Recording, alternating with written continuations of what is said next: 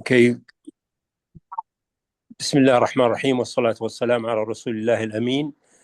Good evening, everybody. Assalamu alaikum jami'an. Tonight we have another webinars and part of our your society's activities. We lucky tonight we have, with us a famous gentleman from Germany, Professor Roland Schneider, as well as Dr. Sundus, and the moderator is Dr. Father Rouai. My name is Ahmed Mitwali. I am the founder of the society, and really at this moment I would like to thank Record Company Pharmaceutical for their support. If it was it for them, we would not be really able to go ahead with this event. Right now, I'm gonna leave the floor to my colleagues, a famous nephrologist in Saudi Arabia. He's part of the board members of the society, Dr. Fadl Rouai. Thank you very much indeed. Please go ahead, Fadl. Thank you, Professor Ahmed, for this introduction. So my name is Fadl Rouai. I am a nephrologist based in Riyadh, and it's my pleasure to introduce two eminent speakers for tonight's webinar about device management in resistant hypertension, that is renal denervation. So we have two parts, one by nephrologist and the second one by intervention cardiologist. And we will keep the question and answers after the end of both talks. So we will have a good time, to answer all the related questions. So if you have any question, kindly write it on the chat or in the Q&A. So it's my pleasure to introduce the first speaker. His CV is very, very long. He's a Professor Schneider Roland. He is a full professor in nephrology and hypertension at University Hospital Erlangen in Germany. He had extensive research in hypertension, diabetic kidney disease, and vascular medicine with more than 800 publications. He has special interest in hypertension. He was part of the committee who put the guideline for management of hypertension by the European Society of Hypertension. And he was involved on the major trial that get involved device management of hypertension. So without any further delay, so Professor Roland, so the mic for you. Thank you, Mr. Chairman, and I'm very proud to be here and to discuss with you device-based treatment of hypertension. I think this has really gained some new development, and we are here in a stage that we can now really discuss in detail also not only about arterial hypertension, primary arterial hypertension, but also about secondary hypertension. I hope you can see my slide here. Yes, go on. It's very clear. Good. Okay, so in the upper part, you see my hospital in Germany, in Bavaria. And here in the lower part, you can see the old university, which we are teaching students about the medicine, about also other faculties, such as technical in particular. Because one thing, if you do not know Erlangen, that's okay. But maybe you know Siemens and Siemens Health Engineers, they have their headquarters here in Erlangen. And that's the reason why we are very, very close with them and have a good relationship, in particular, developing and using MRIs for our research activities. Now, this is my conflict of interest. And to start, I want to remind you of some knowledge and put everything on the same level about renal denervation. What are we doing? We are cutting the nerve traffic between the kidney and the brain. On the left side, you see the efferent sympathetic activity with the well-known consequences, renin release, sodium reabsorption, increase of vascular resistance, and inflammation and pro-inflammatory signals that are triggered by the sympathetic nervous system. But, and this is very often forgotten, on the right side, if you have an inflammation or any kind of scarring in the kidney, there are sensory afferent nerves which trigger and increase the sympathetic activity in the whole body. And that why we have here also an effect on heart disease, for example, left ventricular hypertrophy, atrial fibrillation, but also on other tissues. So it's a bidirectional kidney-brain axis, and that we are targeting in our patients with hypertension. We have at the moment 2 devices FDA approved. On the left side, a radiofrequency method. This catheter is more arranged about a flexible helical pattern. And on the right side, this catheter uses a different technology. It uses ultrasound to deliver energy and to destroy the nerves which go around the renal artery. And the trick here is that we have a balloon, and this balloon is cooling the endothelium and the arterial wall, thereby really making sure there is not any harm to the endothelium of the renal artery.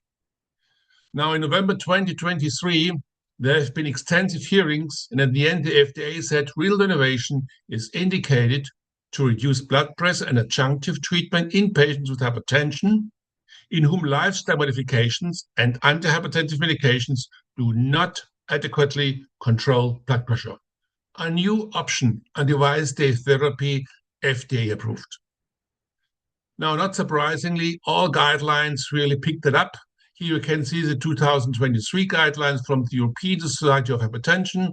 I was a member of that guidelines, joined with the National Society, joined also with the European Renal Association. Then we have the European Society of Cardiology, together with the European Stroke Organization, and you have the Americans, in particular American College Cardiology and American Heart Association. Now, all these guidelines now consider renal denervation as an option to treat patients with hypertension whose blood pressure is not controlled.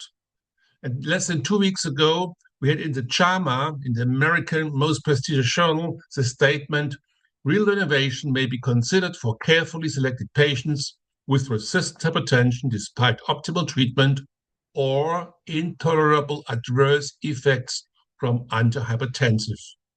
And all patients being considered for this procedure should be evaluated by an interdisciplinary team. So it's a uniform recommendation. But let's dig a little bit deeper, because these guidelines help us to select the patients who are suitable for renal denervation, where we should consider renal denervation as one of the options. Now, first, let me go to the European Society of Hypertension guidelines. Here it says patients uncontrolled blood pressure despite the use of antihypertensive drug-combined therapy, or if drug treatment elicits serious side effects and poor quality of life. It is also said, and this is because of the restriction of the sham-controlled studies, eGFR should be above 40. We come back to that and the second part of my presentation. I think also it stresses the point we need a shared decision-making process. We need to address a patient and to ask, what is your opinion? We will come to that. And second, and this is important, renal denervation should be performed in experienced centers to guarantee appropriate selection of eligible patients and completeness of the denervation procedure. The ESC guidelines, published 1 year later, had an interesting another feature which is important for selecting our patients for renal denervation.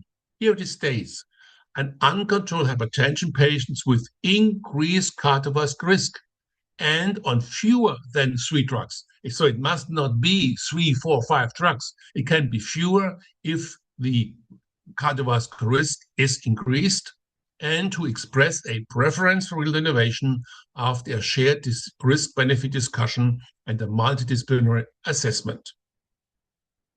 Let's compare the 2 European recommendations, and you can see here they are very consistent with minor differences. Here it says not on blood pressure target. The cardiologists say increase cardiovascular risk, even if you don't have 3, 4, 5 drugs. They agree both intolerant to medications, non-adherent to medications is one of the features we should discuss with our patients about renal denervation. All recommend experienced centers, and all mentioned that eGFR should be above 40, just for the reason that at that time we had no studies with an eGFR below 40. The American scientific statement made a very simple scheme on the left side, and I like it. You measure office blood pressure. Office blood pressure is elevated, not controlled.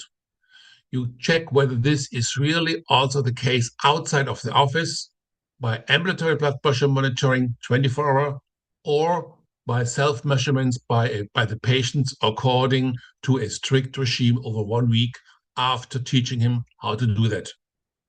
You should exclude secondary hypertension, think about optimizing medication, and then you come to a point to say, well, what to do if it's still uncontrolled and it's really a verified resistant or uncontrolled hypertension. Should we provide renal denervation, interrupting the nerve traffic, or should we go for another drug? And here comes in the shared decision-making process. Now, worldwide, there have been several surveys about how high is the perspective of the patient to think about renal denervation as an option to treat their uncontrolled hypertension. Here it says around 30%, and this is right. The predictors who are more prone to have renal denervation instead of another drug and another drug are listed here. They are not so much helpful. Just talk to the patient. And we did that in Germany. We did a survey in more than 1,000 patients and asked them, are you prone to have renal denervation instead of adding another antihypertensive drug? 38.2% those firstly diagnosed with hypertension, 28.2% in those who were on antihypertensive medication. And there was the question, do we add another antihypertensive drug? So 30% of them are really the patient group that are potentially candidates for renal denervation, and where we should discuss that in a shared decision-making process, please. Now, let me come to more solid data, and I want to do that by referring to this most comprehensive meta-analysis, which Lucas Lauder did together with myself and other colleagues. We combined the data from 10 clinical trials, 2,500 patients, and looked versus sham. It was really a sham procedure, something like placebo. What is a fall in diastolic blood pressure, minus 6.6? What is a fall in ambulatory systolic blood pressure, daytime 4.1, 24-hour 4.4? Now, please consider this is a true effect controlled for sham. That's not reality. I will come to that later. It is important. This is the basis for the FDA judgment to recommend renal denervation as a device-based therapy in certain patient groups. What about safety? Well, frankly, I just have one slide on safety overall, and according to these huge experiences in the sham-controlled studies, there was an incident of renal artery reintervention in 0.2% per year. Now, no renal stents were implanted, and this is a question of what's happening there. Now, think about it. These are hypertensive patients with diabetes, some hypercholesterolemia, smoking. So actually, frankly, this is a very low rate of renal artery complications. It's a natural course and has nothing, I repeat, nothing to do with the renal denervation, with the endovascular intervention. What about renal function? In large meta-analysis, here you see both large meta-analysis, overall, no change over time. So safety records, very clear. I don't talk about safety in a patient above eGFR 40 any longer because case closed, no safety signal.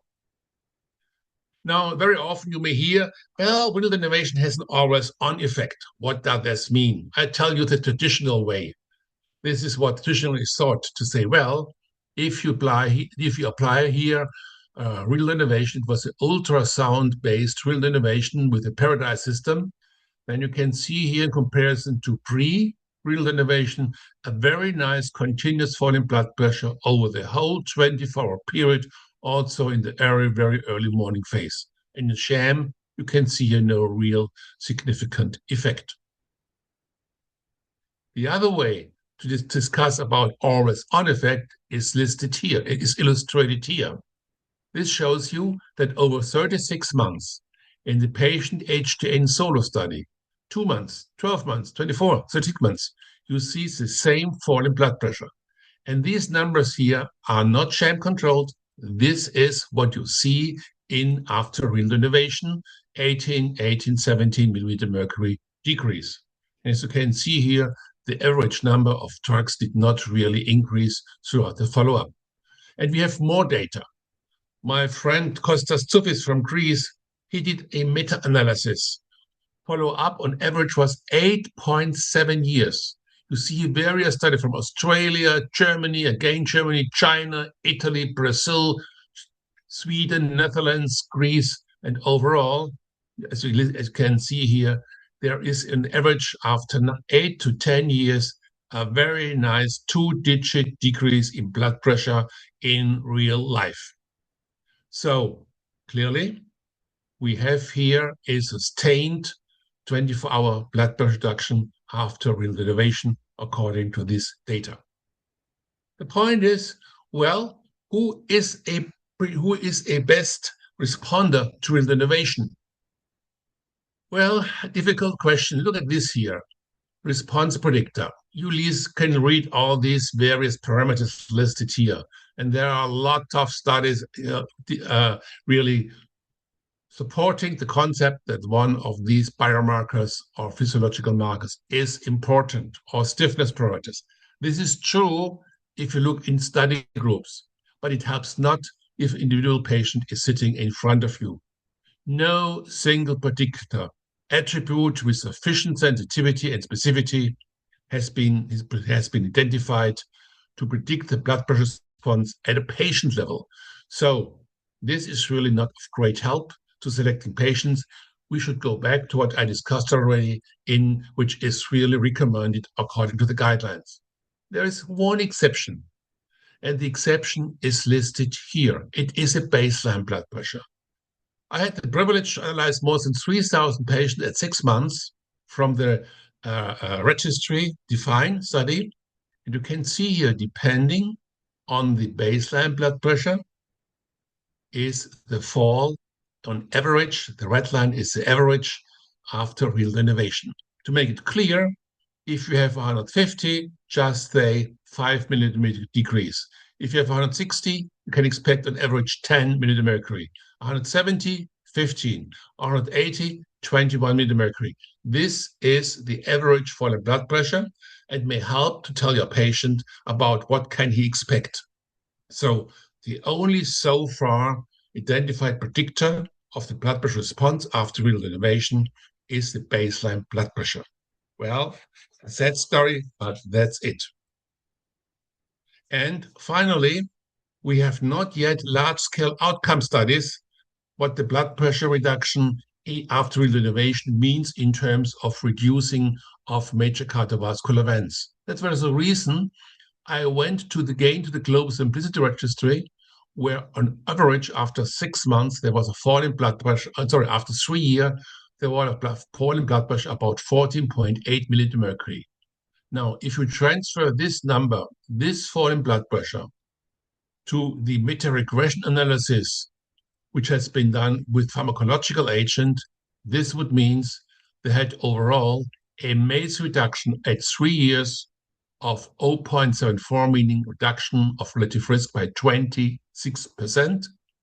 31 events avoided per 1,000 patient, number need to treat 33. And you can see here also this number is true for all patients with resistant hypertension, type 2 diabetes, CKD patients, or high atherosclerotic risk.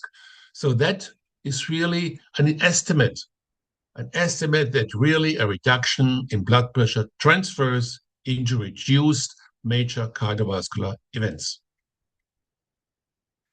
Before coming to my second part, I want to discuss with you a case I had most recently. 61-year-old female patient, hypertension in 7 years, treated with valsartan, 260, amlodipine, 5 milligram, single pill, which is important.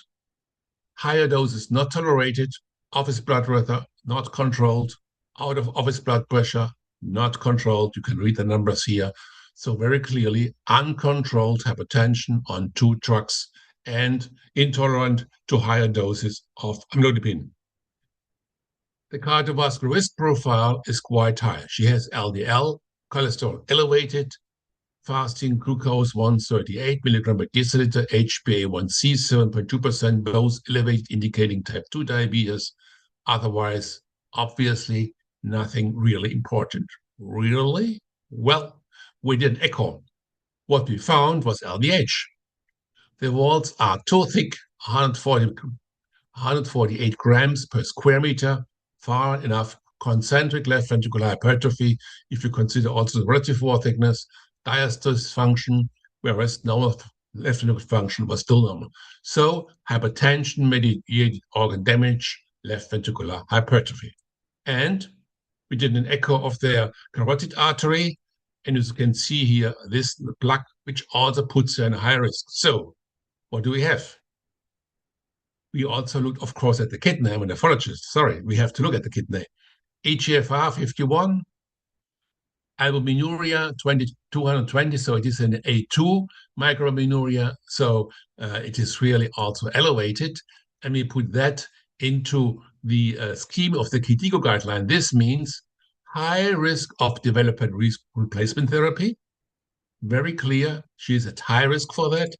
But also don't forget, high albuminuria, lower eGFR also indicates a doubling of all-cause mortality and also a more than doubling of heart failure. So we have here an increased cardiorenal risk. In summary, if you work that patient up, uncontrolled hypertension, LDH, carotid atherosclerotic plaque, CKD stage 3, type 2 diabetes, drug intolerance. We put that in the scheme of the European Society of Hypertension. She is clearly a high-risk patient. Stage 2, grade 1 hypertension. And simple question to you, would you recommend renal denervation? Well, we went to that patient, discussed it with her, what are the options. We could add spironolactone, we could add another diuretic, or we could perform renal denervation. Well, you know the story, and you can imagine it. She went for renal denervation and blood pressure topped quite nicely. What is our experience? And now I'm shifting to those patients with CKD. This is our experience in 174 patients we had in the last years. Well, a lot of numbers make it very simple. On average, there was a fall of 15/8 mmHg after 12 months. You can hear the fall in blood pressure without CKD, 16 with CKD. You can hear with CKD, office blood pressure 15, 24 hours, 72, 70.4. These are our results after 6 and 12 months. And this is our guidance. If a patient asks me, well, what can I expect? Well, I tell him, you can expect -50, -8 mmHg, not the next day after renal denervation. It will take time. Sometimes it makes 3 months, sometimes 6 months. And then that's what we expect on average. And please have in mind, depending on the baseline blood pressure, you have a greater fall or you have a reduced fall, what you can expect after renal denervation. Well, come back about what about the efficacy from register data? Well, again, the Global Simplicity Registry, the DEFINE, helped us to have a closer look at 3,500 patients with uncontrolled hypertension on a worldwide basis, followed through 3 years. Well, these are the courses. I had the privilege to do it together with my previous fellow Marco Schleich, now living in Australia. And what we found was here the blood pressure fall over time. I will just enlarge one picture to make it very clear. No CKD, 6, 1, 2, 3 years. Nice fall in blood pressure, even an exaggerated reduction in blood pressure. Same here, and also in CKD stage 3A, CKD stage B. Similar blood pressure over time, maintained, sustained after 3 years. And what about safety? Well, important, of course, is that this nice blood pressure fall was not on the expense of an increased medication. As you can see here, medication remains stable. The number even decreased in CKD stage 3 patients. Safety. This is a patient with no CKD. Now, if you look at this, Please be careful between baseline and 6 months. These are dotted line. There is a phenomenon called regression to the mean. So please start to look after 6 months, starting point. This has nothing to do with any kind of biological effect. And then you can see the follow-up. Well, age-related decrease in eGFR, a little bit more in patients with CKD, nothing surprising. So again, we have no safety signal here. And in that analysis, there was a very small group of 60 patients with CKD stage 4. Of course, we have a high death rate in this kind of population. And if you look at here at the office blood pressure falls, they are all quite nice in terms of systolic and diastolic or 24-hour, but it's a very small group. So clearly we need more patients if we discuss renal innervation in patients with CKD stage 4. Point is, do we have sham-controlled patients in a CKD population? Well, I went back to the RDN study program with the ultrasound-based renal innervation, took all patients together, more than 500 patients. That was the fall in blood pressure, sham-controlled overall. And what we then did, we looked in patients, how many have an eGFR below 60? Frankly, I was really disappointed. Only 24 patients had an eGFR below 60, 24 out of 500. So statistically, you need to look for statistical twins. So you're making a so-called propensity score matching, that they have the same age, same gender, same race, and so on, match them, and then we analyzed, is there a difference with the ultrasound-based after ultrasound-based renal innervation between CKD versus non-CKD patients? Now, if you look at these two columns, they are all looking quite similar, quite same. So overall, there was no signal in terms that CKD patients respond less or more than patients without CKD. And to go one step further, we had the chance to compare in CKD patients, what is the blood pressure fall in the really treated group. Here you can see data minus 13 into sham group, because it's sham controlled here, minus 1.5, diastolic minus 8, minus 1.2. So for the most robust ambulatory blood pressure monitoring, a clear signal in terms of that also, despite a small group, renal innervation here, ultrasound renal innervation works in patients with CKD. Having that in mind, well, I asked for money from Recor Medical, and they gave me some money to run a study with renal innervation versus sham in patients with CKD. Well, this was not a good time because we had the COVID epidemic and we had to stop the trial early, and it was no chance to have a full study protocol, a full study population. But nevertheless, if you look at these figures on the N group, sham group, you can see here we had a sham-controlled decrease in diastolic blood pressure, minus 5.9 millimeter mercury from the baseline datum ambulatory blood pressure, even minus 6.85. So again, not a large study group, also but a signal in favor of that. And we followed up these patients. We had patients who were in the sham group, crossover, and then after 1 year, as you can see here, well, what you would expect, obvious systolic blood pressure minus 12, minus 7, 24-hour minus 8.7, minus 6.5, and so on. So clearly, obviously, in this group with RDN CKD study, we call that 12 months follow-up, showed also a sustained and clinically relevant blood pressure fall in patients with chronic kidney disease. Renal function, as you can see overall, no change in these box plots, if any, even a slight improvement, but I wouldn't go so far. There is no adverse signal. That's the message we take from that study. Finally, and this is our last experience I want to share with you, is the patients with ADPKD. They are most interesting. Why? Hypertensive patients with ADPKD have an increased sympathetic activity. Look at this analysis by micronography. If you have ADPKD and hypertension, an increased sympathetic activity in the whole body, not so if blood pressure is well controlled or in patients without ADPKD. And also there are several animal data that you have a higher density of sympathetic nerve endings in patients with ADPKD around the cysts. What is our current treatment? Strict blood pressure control, ACE inhibitors, and toloptan. So we set up a study, it's still ongoing. We analyze the efficacy of blood pressure changes, eGFR changes, cyst growth over 3 years, and document safety of ultrasound-based renal denervation with the Paradise system in hypertensive patients with ADPKD. We have first results. With that, it is unethical to use a sham group and to make a catheterization, an endovascular procedure twice. So we decided, well, we randomize them to an immediately treated group and a group which has to wait until 3 months and then perform renal denervation. I think that is fair, and our first objective was to compare after 3 months, is there a difference in blood pressure after 3 months between the two groups?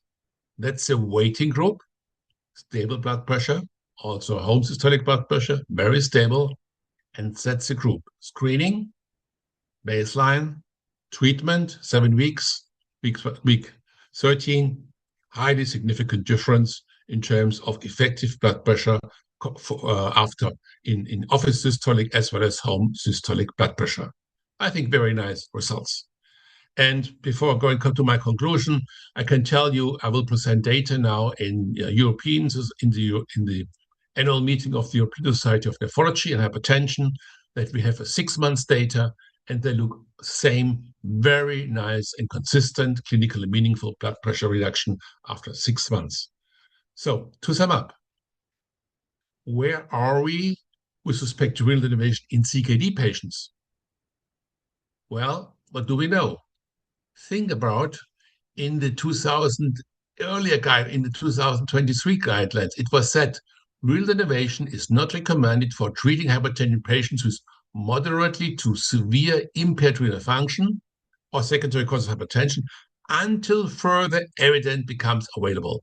Well, clearly, I have shown you some evidence from very small sham-controlled style in CKD and also from registry data with more than 3,500 patients. And I've showed you our own experience with 176 patients. And we found, first of all, no safety signals in CKD patients. Second, data from sham-controlled trials and real-world data suggest clinically meaningful blood pressure reduction. I do not know at the moment we have a slowdown of the decline of eGFR over years. That's not clear to me at the moment. And we have a limited experience in end-stage renal disease patients. So what is the conclusion in CKD patients? Clearly, CKD and uncontrolled hypertension, it is an individual decision.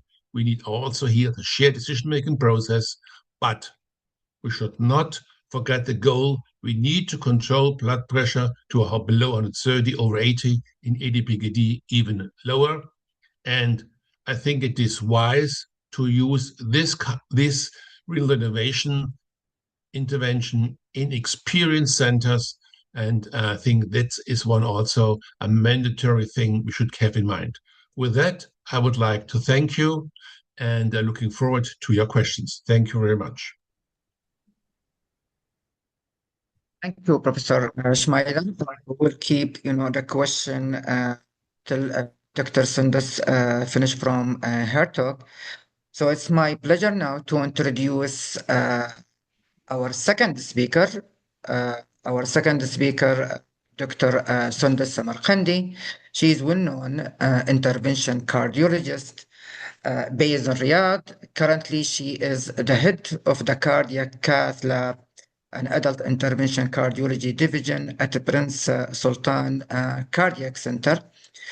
She is actively involved in many society, local and international society, and she had done many difficult and innovative procedures in Saudi Arabia, and she is one of the pioneers also in renal denervation. So we will listen from Dr. Sundas. She will shed the light on the renal denervation from a cardiologist perspective, and I think that is very important, and she will share her experience. Dr. Sundas, the mic's for you. Thank you, Doctor, and it's a great pleasure to follow Prof. Ronald. It's going to be difficult, but we'll try our best to do that. So I'll just give me a second to adjust my screen. Okay.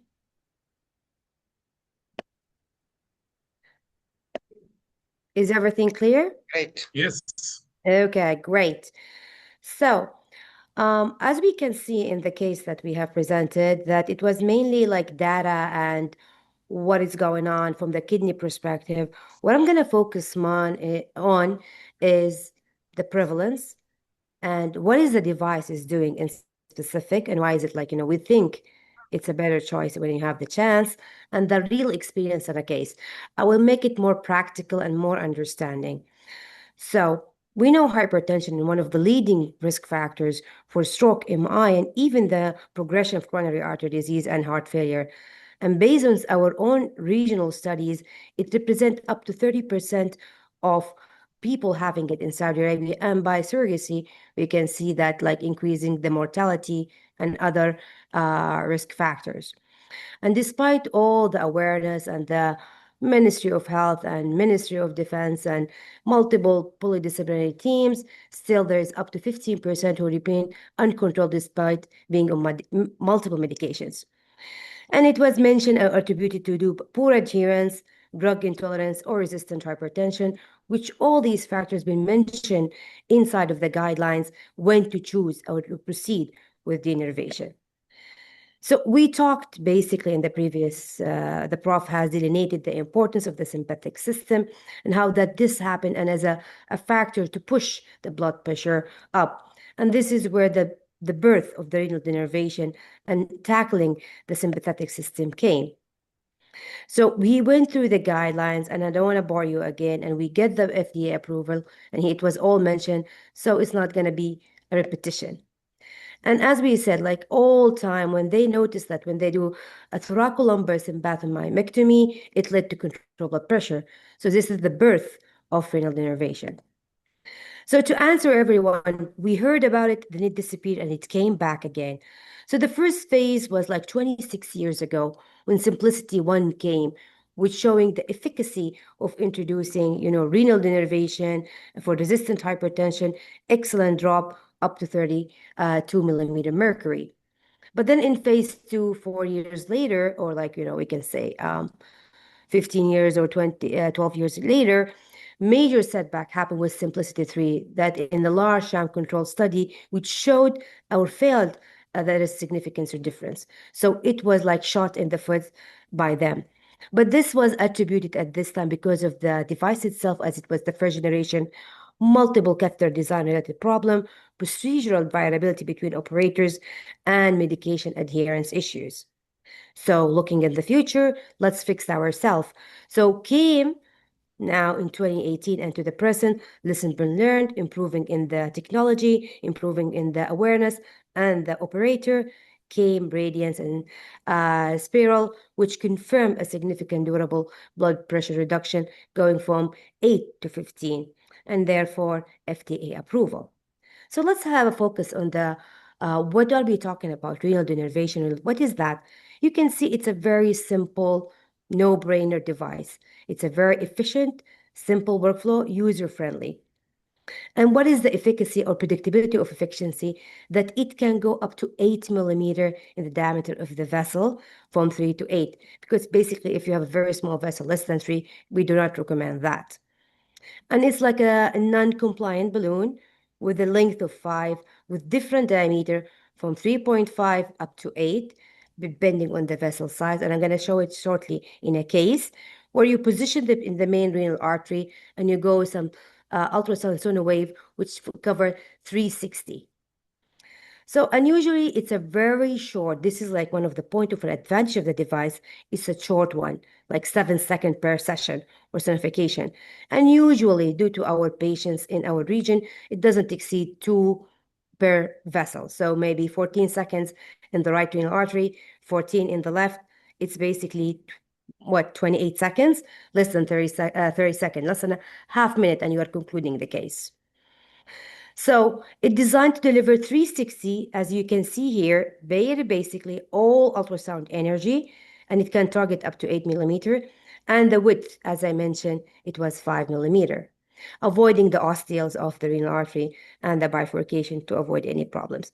And the most positive thing, it have a hydrocooling system which keep the inner vessel well wall temperature on the lower side, so we avoid any thermal injuries. So if you can notice here, this is like, what we have now currently in our region. Some people go with the radio frequency, some goes with ultrasound. And this is like, every company advocate for itself. Some of say, well, you have the full hold 360, you have the best approach. Whereas when you have radio frequency, you have like more localized conductive heating. And this is basically what it go, 2 to 3 ablation per artery, 7 seconds each. It doesn't, and the pain that they feel, usually it's basically 3 to 4 seconds. So in some centers, if you don't have anesthesia in hand, many operators have been conducting these cases by having some simple sedation of fentanyl or midazolam on their or without the support of the anesthesia due to the short burst of the sonification.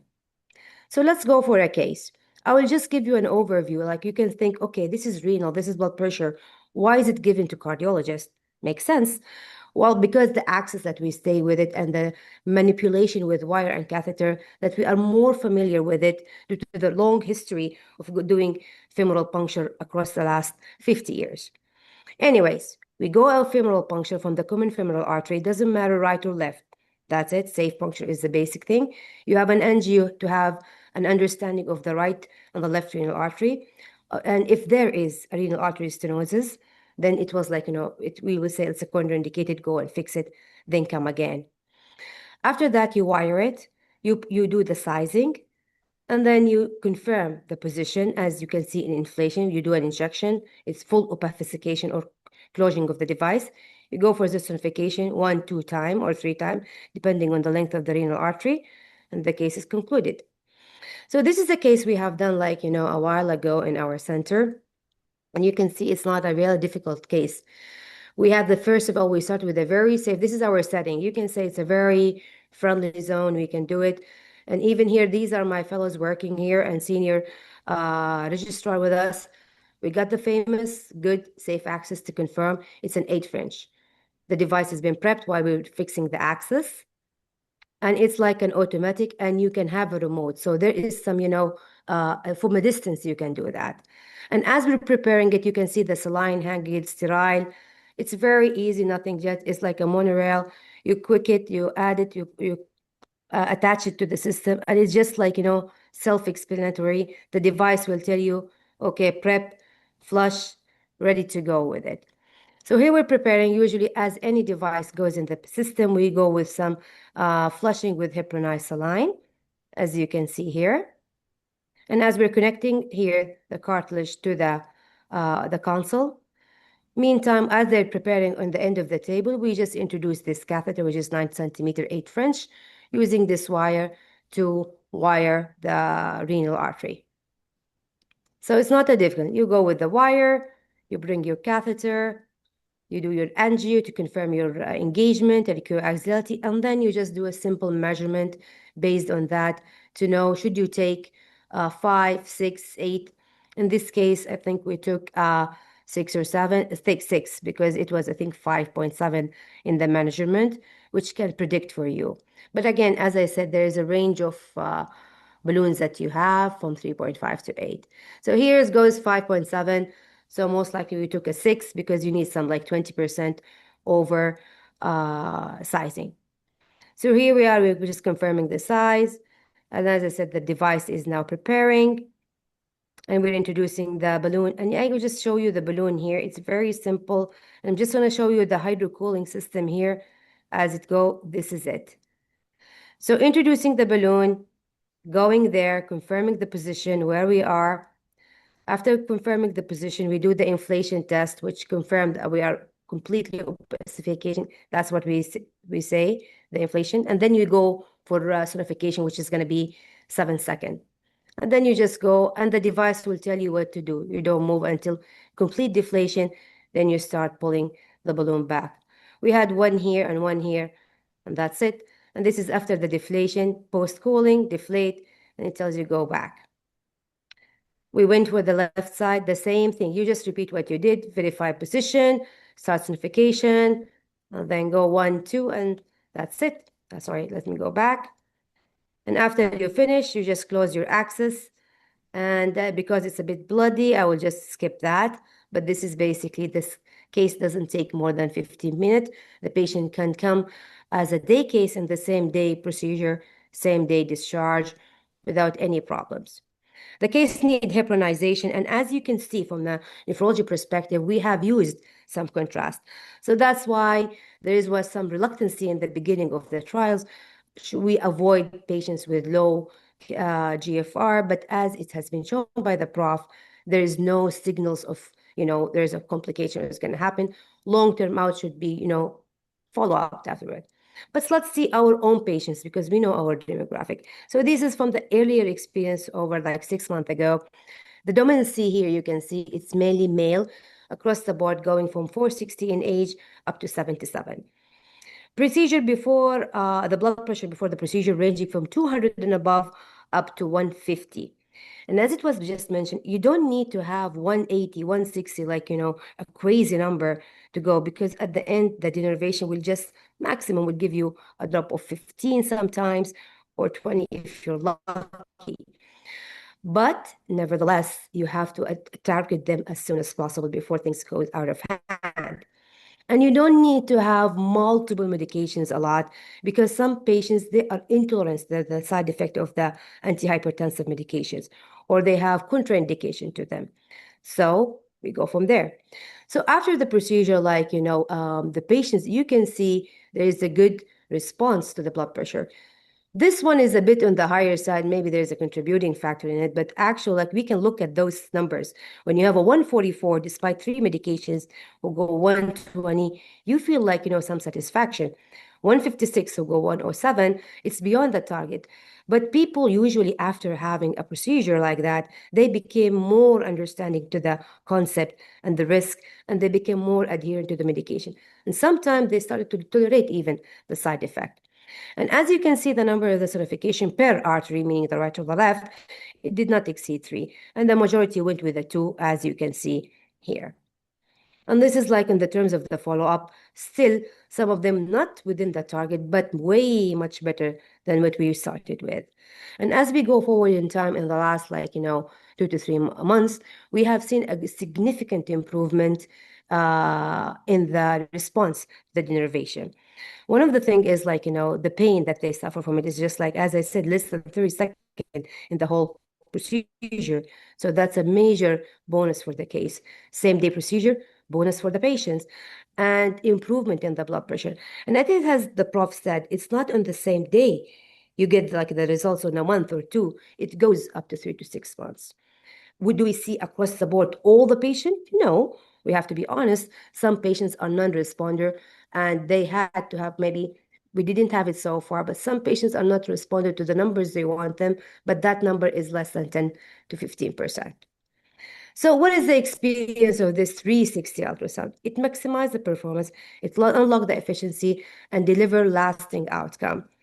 So as we said, we talked about the impact and the depth that it's going. There is an arterial protection, avoiding any thermal injury. We stay in the main vessel. It's a very short ablation duration.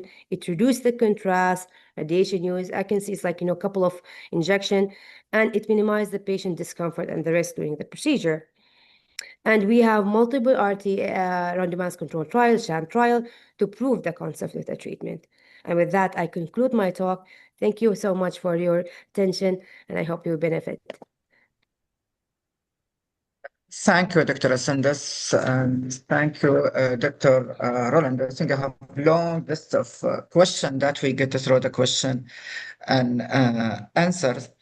So let me start with this question, because we get it, I think, more than once. So why we are excluding patient with eGFR below 40, although Dr. Roland, he talked about it many times, but we can listen from you, Dr. Asandus. So as I think one of the also always concern that you will have a patient who will go with contrast. So we always avoid any procedure contrast, CT, MR, whatever it is. So I think that was a care for it. And then you're going to go with hydration. Then you have a nephro consult. So I think one of the reasons, and then you don't want to attribute the failure of the treatment, whatever it is, to the bad GFR, initially speaking. But when you don't know much and then you start to cross the boundary and explore, things might change. And we have seen this even in the nephrology.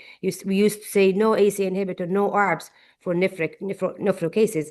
Now they're coming back. Empagliflozin and SGLT2 inhibitor, negative, but now they're coming. So I think what I'm saying is there are concerns because of the contrast, but now, as the prof has mentioned, there is no signals of harm intentionally, at least, or hard endpoint. We need a longer follow-up to understand will it affect the GFR on the long term or not, but at least you're going to take it. Is the bad uncontrolled blood pressure or a GFR that is safe? I will take and control my blood pressure rather than, say, let me continue with this GFR of, let's say, 40 or 35. In the same line, Doctora, before I move to Professor Schneider, so one of the question he said, is there is any risk of disruption of any plaque and that may cause cholesterol emboli?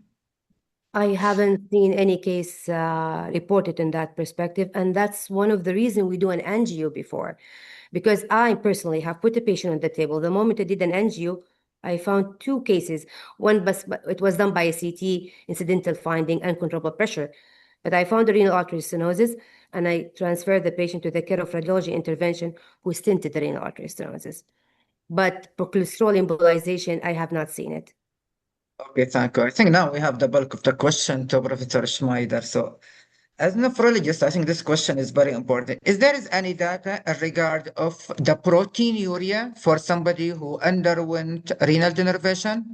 Professor Roland? Yes, we have data from the first wave of studies where albuminuria, macro and microalbuminuria is reduced in parallel to reduction in blood pressure.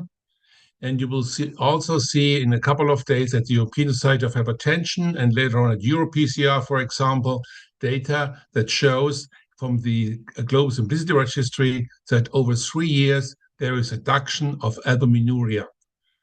Whether this is exaggerated or whether it's just related to the decrease in blood pressure, we do not know. But from a clinical perspective, very clear, yes, we have a significant, approximately 50% reduction of albuminuria in micro as well as macroalbuminuric patients, meaning A2 and A3 albuminuria patients. To the second question, I think that's a very practical question. So one of the question came that, in some patient, we will find there is delay in the response, and then the blood pressure will start, to decline. So what will be your choice of antihypertensive drug withdrawal if you need to take off one of these medication? Good point, actually. There is no clear recommendation on that, and there are only animal data that suggest that nearly all antihypertensive, the basic antihypertensive, are similar.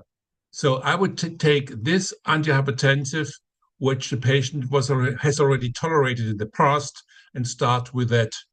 And of course, very easy and non-interfering with any kind of, maybe some people still think about eGFR, what happens, whatever. Why don't you take just either a diuretic or better maybe a calcium channel blocker? That was my first choice I use, but I go back to the medical history. If I can just keep it in a context, Sure. so I agree. Without thinking, I said I will take the calcium channel blocker, but because our lines intersect together, us and the nephrologist, most of the patient will have maybe an impaired ejection fraction, coronary artery disease. So keep him, or for example, other risk factor. So I will say medication that is not class 1 indicated in their case, for example, you can start take them out. So that will make it easier for the people. Like, okay, what is the last one was introduced and what is the class 1 indicated in these cases? Keep the class 1, take the last one, or the one that's causing problem to the patient. Agreed. This question came, I think, 3 times. So about data in pediatric population with resistant hypertension. I'm not aware of any data in pediatric patients. I have no idea in this. I really overview, I think, the worldwide centers, and there is so far not any intention to go into that field. The point, of course, is you are delivering energy, you're making some scarring, not in the endothelium, but in the media adventitia complex. So what about if this kidney and artery still has to grow? Simply, we don't know. I'm not aware of. Dr. Sanders? In my experience, we haven't encountered any referral in the age of pediatric or talking about pediatric, anything under 18. And even in the trials, all the patients included there above in the adult age. So as we said, we cannot judge. Will there be in the future cases, in selective cases, as case report or case series? Possibly, based on the patient background. I think that question also I have. Yes, by sir. the way, just to add one, the next interesting question is, what about patients who were pregnant, had eclampsia or pre-eclampsia, and want to have another childbearing, let's say another child delivery? There are only also few cases. It appears to be safe, and I want to refer to a French study, which at the moment precisely analyzed that what happens for those who had preeclampsia. Do they have after an intervention the same, let's say, risk to have it again? Unknown, but very interesting. So keep on track. I think we have this one also practical question. I think I get it in two different forms. So one of them that, have patient on dialysis. I think we address, when we talked earlier about, data on patient on dialysis from nephrologist point and then from cardiologist point, especially if there is any structural problem. Yes, Dr. Schneider. There are a few cases worldwide. I think overall less than 100 patients treated so far and published where we got aware of. We did a very systematic study and found a nice and significant reduction in 24-hour ambient blood pressure by 20 in systolic blood pressure fall. So good response. Now we are running with the help of Recon Medical also a study, particularly in patients with hemodialysis. And so far looks the same result, but we are still at a one-digit number we have included so far. But we learned one lesson. The lesson was we had a lot of dropouts on the table. So when we did the angiogram, we very often discovered, oh, this abnormality, that abnormality. So 1/3, despite we were eager to do it, we didn't do it just for safety reasons. Yeah, that's why I'm again forwarding this question to Dr. Sanders regarding, any structural, difference for patient who is already in the stage versus somebody, with normal kidney function. Dr. Sanders? So in regard of like patients already in a pre-existing hemodialysis, as it was, there are some cases ongoing trials on that perspective. Locally speaking, because that's what we care for, it has been done, but it's considered off-label, just to be careful what we're saying. And that was not in my center, but another center, and I heard that the patient had a good response. In my own experience, I got a patient with labile blood pressure, and that was just like very high blood pressure. Then she goes to the dialysis, she dropped the blood pressure. It was difficult for the nephrologist and me to control the blood pressure. So we say, okay, I will go back to the nephrologist. That's the discussion I had with him.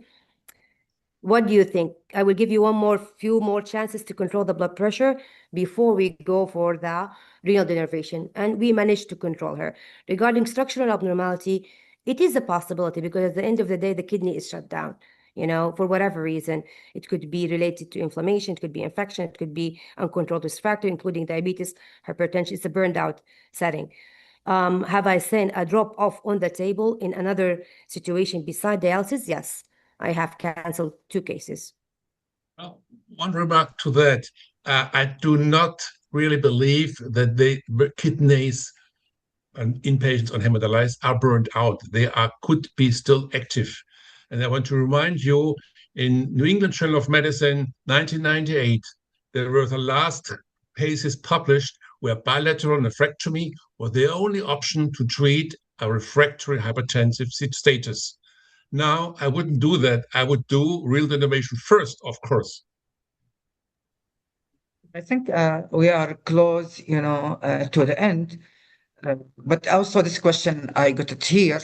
So can we summarize, the inclusion criteria for referral to renal denervation? Because usually as a nephrologist or internist, we are the one who are referring to Dr. Sundas and all the intervention cardiologists. So because I think we have many people here with different specialties. So Dr. Ronald, if you can summarize to them, the inclusion or the criteria for referral. Yeah, I think first thing, confirm that the patient has uncontrolled hypertension by out of office measurements, either by self blood pressure measurements or 24-hour ambient blood pressure recordings. This is important. You will see 1/4 to 1/3 will have pseudo hypertension and not have true uncontrolled hypertension. That's the first criteria. The second one is we should exclude the classical secondary causes, such as renal artery stenosis or kidney disease, or also primary hyperaldo. These are the three ones which should be excluded with a good certainty, let's put it that way. And finally, patients who have uncontrolled hypertension and a high cardiovascular risk, I would really recommend that and not wait until you have, let's say, 3, 4, 5, 6 antihypertensives. The European Society of Cardiology was there very clear.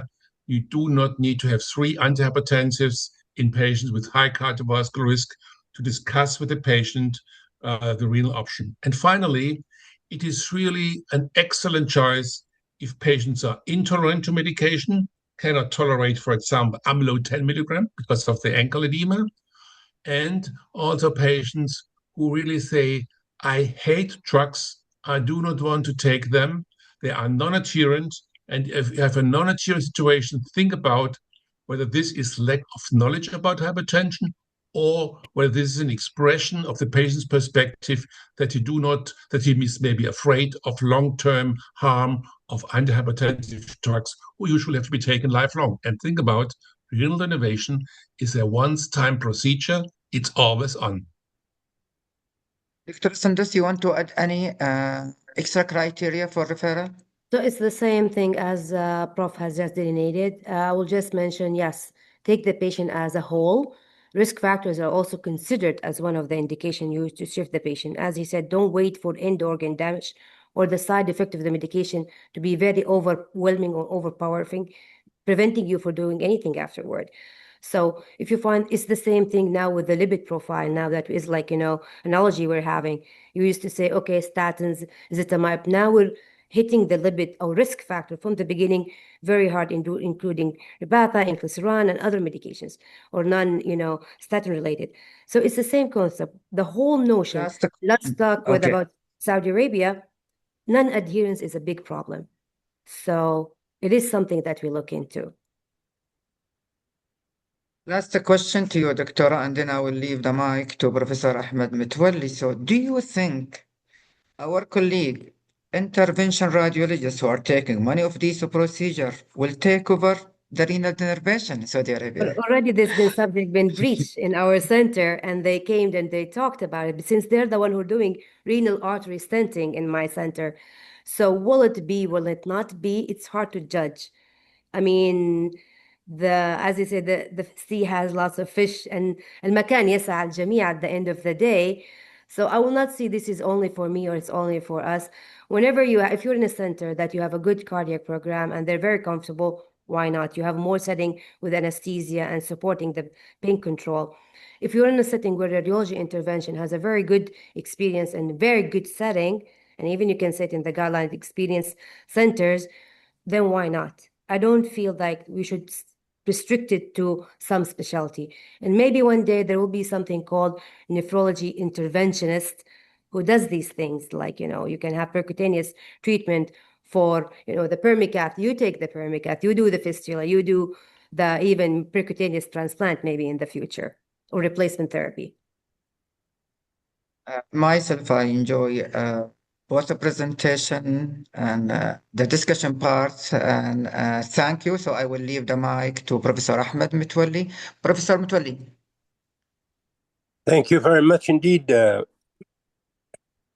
Fowler, for this, smooth moderation. Thank you, Professor Schneider, and thank you, Dr. Samargandi, for this really very interesting, full of knowledge presentation. It's something that you are reviving a dead person. It's like now you're reviving a dead procedure that was really almost going to be forgotten. I thank all of you. Thank our event troop people who are really supportive and always available. And I thank company Record Pharmaceutical for their support.